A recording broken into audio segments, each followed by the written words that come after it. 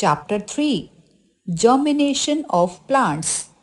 Topics covered: reproduction through seeds, structure of a seed, germination of seeds, ideal conditions for germination, dispersal of seeds, reproduction without seeds, plants native to other places. You must have seen bees or butterflies flying and sitting on flowers. Do you know why they sit on flowers? Discuss this in your class. All living things have a limited lifespan.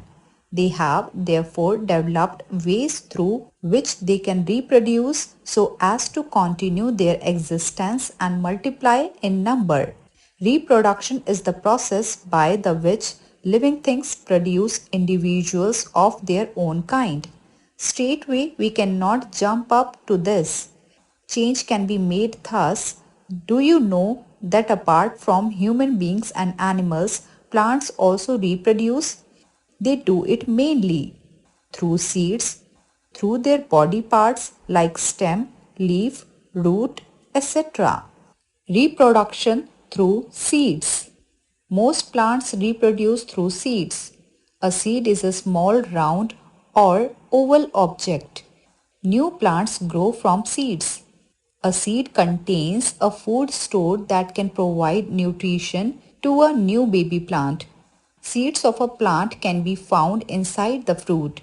Flowers play an important role in the reproduction cycle of plants. You know the insects feed on the nectar of flowers. While feeding on a flower, pollen grains from the anthers get struck to their body. When the insects move to the stigma of a similar flower, the pollen grains fall on the stigma. The transfer of pollen grains from the another to the stigma of flower is called pollination.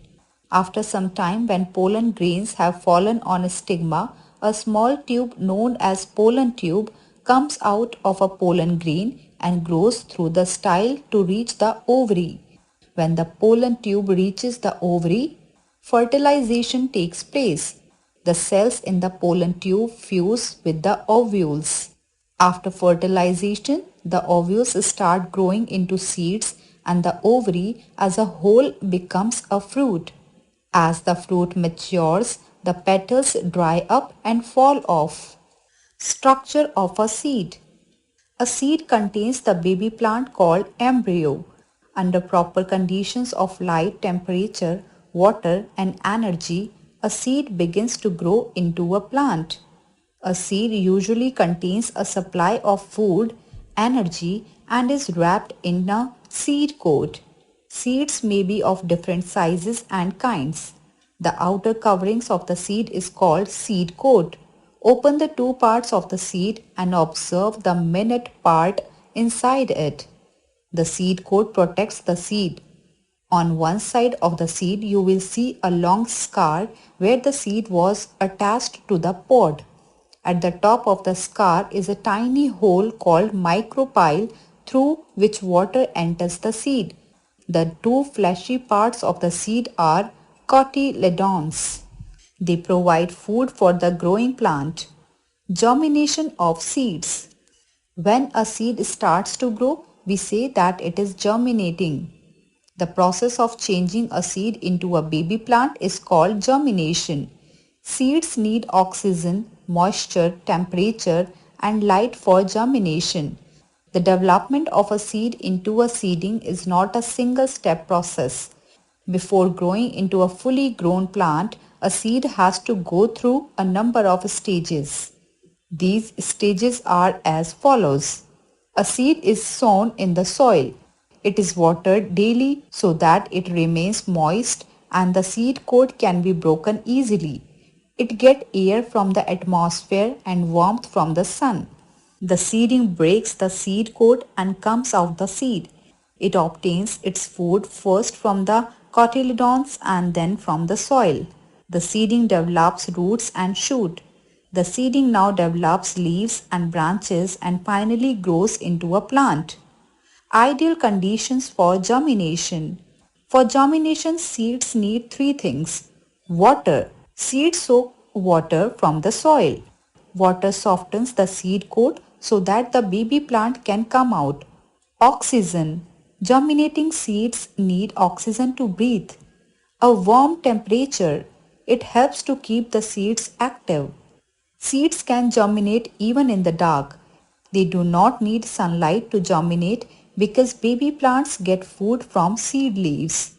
But seeds cannot germinate without a warm temperature. Dispersal of seeds. Plants cannot move by themselves. If the seeds simply fell and grew beneath the parent plant, they would be overcrowded and there would not be enough nutrients for each plant. So it is important that the seeds are dispersed over a wide area where they get enough sunlight, air, water and space to grow. Scattering of seed away from the mother plant is called seed dispersal. Seeds have special features which help them to disperse. Also, there are some other factors which help them to disperse. These factors can be wind, water, animals, human beings, etc. These are called agents of dispersal. Seeds can be dispersed by wind, water, explosion, or animals. Wind. Seeds which are scattered by wind are usually and small and light. Dandelion and cotton seeds have long and fine hair surrounding them. This makes it easy for the wind to carry the seeds away. Some seeds such as maple and drumsticks have wings attached to them, which help them to float in air. Fact file. A seed can remain inactive for many years. It will start germinating only when it gets the right condition required for germination. Water. Seeds of plants that grow in or near flowing water are usually dispersed by water. These have fruits and seeds that can float in water. For example, lotus and coconut.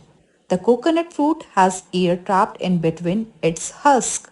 This makes it light and easy to float. Water carries these fruits and seeds to far off places. Explosion. Fruits of plants such as balsam, pea, geranium and touch me not burst open or explode when they are dry. The seeds get thrown off and are scattered away from the mother plant. Animal. We enjoy eating fleshy fruits such as mango, papaya, cherry and guava. After eating, we throw the seeds away. This is one way of helping the plants to disperse their seeds. Sometimes birds and animals eat the seeds along with the fruit. The seeds are small and hard and they come out of their body as waste, ready to grow. Seeds of guavas and berries are dispersed in this way. Reproduction without seeds. Some plants can also multiply without producing seeds. Have you ever wondered why some plants have flowers while others do not? Or how those plants grow which bear fruits without seeds? The plants which do not have seeds produce their own kind with the help of their roots, stems and leaves.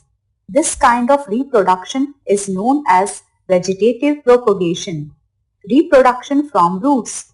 Plants like sweet potatoes, dahlias, carrot, radish and turnip grow new plants from roots. If you cut the top portion of a carrot and plant it in the ground, a new plant will grow from it.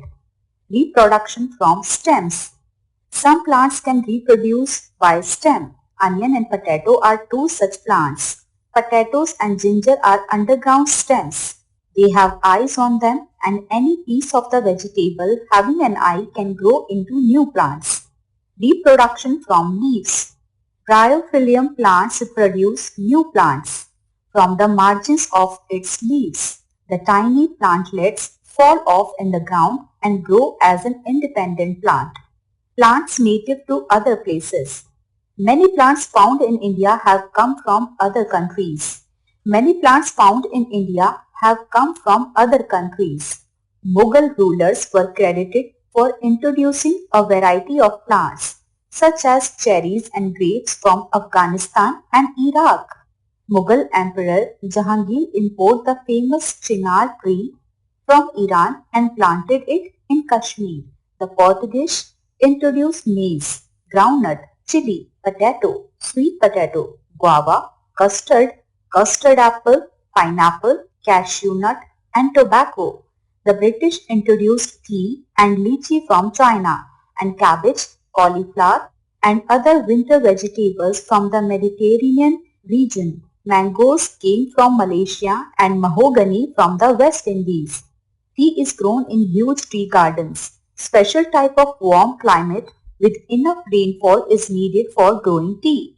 In India, tea gardens are found in Assam, West Bengal, Himachal Pradesh, Kerala, and Tamil Nadu. However, tea was first grown in China. The British introduced it to India as well as in their own country. A. Tick the correct option.